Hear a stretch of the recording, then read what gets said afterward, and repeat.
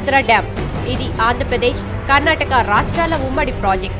ఆంధ్రప్రదేశ్ ప్రజలకు సాగునీరు, తాగునీరు అందించేందుకు 1943లో అప్పటి హైదరాబాద్ స్టేట్, ఉమ్మడి మద్రాస్ రాష్ట్రాలు దీనికి అంకురార్పణ చేశాయి. ఈ డ్యాం పూర్తిస్థాయి నీటి మట్టం 101 టీఎంసీలు.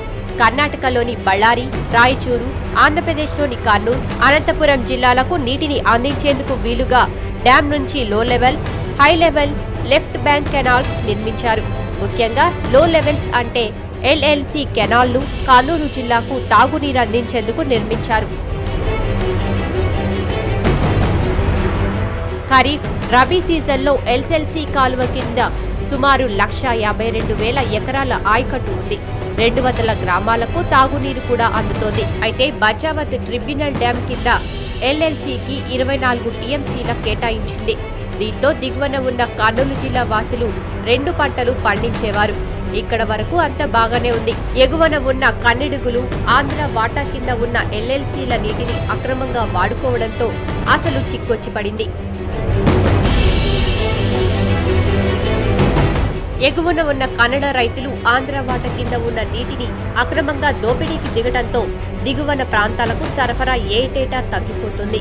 దీంతో జిల్లాలోని ఎమ్మిగనూరు, కొడుమూరు నియోజకవర్గాల పరిధిలోని సుమారు 50,000 ఎకరాల ఆయకట్టు వీలుగా మారిపోయింది.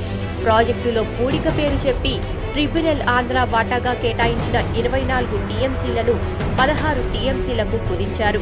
దీని ప్రకారం ఆంధ్ర సరిహద్దుకు వచ్చేసరికి 750 క్యూసెక్ల నీరు రావాలి. అయితే గత 20 ఏళ్లుగా ఏనాడు 750 క్యూసెక్ల నీరు వచ్చిన దాఖలు లేవు. కొన్నాళ్లుగా ఎల్ఎల్సీకి వచ్చేసరికి 350 క్యూసెక్ల నీరు వచ్చిన దాఖలాలు లేవని రైతులు ఆవేదన వ్యక్తం చేస్తున్నారు. కర్నూలు జిల్లాలో ఉన్నటువంటి పడమటి ప్రాంతానికి పారే ఎల్ఎల్సీ కాలువ ప్రధానమైన నీటి కాలువ. దీనికి 750 క్యూసెక్ల నీళ్లు తుంగభద్ర డ్యాం నుంచి రావాలా. ఏ రోజు కూడా ఈ కేటాయించిన నీళ్ళు రాలేదు. కర్ణాటకలో పెద్ద పెద్ద భూస్వాములు పరిశ్రమలకి నీళ్లు దొంగచాటుగా వాడుకుంటున్నారు. ఇండేట్ మాత్రం సక్రమంగా 750 క్యూసెక్లు ఇండేట్ పెట్టాయని చెప్తారు, కానీ తుంగభద్ర బోర్డు అధికారులు అయినా కానీ సక్రమంగా రావడం లేదు.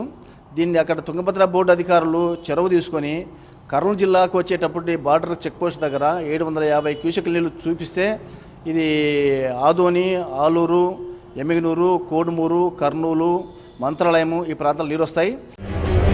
కర్ణాటక రైతుల ఆగడాలు రోజు రోజుకి మితిమీరిపోతున్నాయి. కాలువపై పైపులు వేసి మరీ మోటారు ఇంజన్ల ద్వారా నీటిని తరలించుకుపోతున్నారు. ఇంత జరుగుతున్నా అధికారులు, పాలకుల్లో మాత్రం చలనం లేదని జిల్లా రైతులు వాపోతున్నారు. తుంగభద్ర ద్వారా ప్రధానంగా ఎస్కాట్ పెట్టుగానే అవసరమైతే నీళ్లు తీసుకొచ్చి రైతులకు అందించాల్సిన అవసరం ఉంది.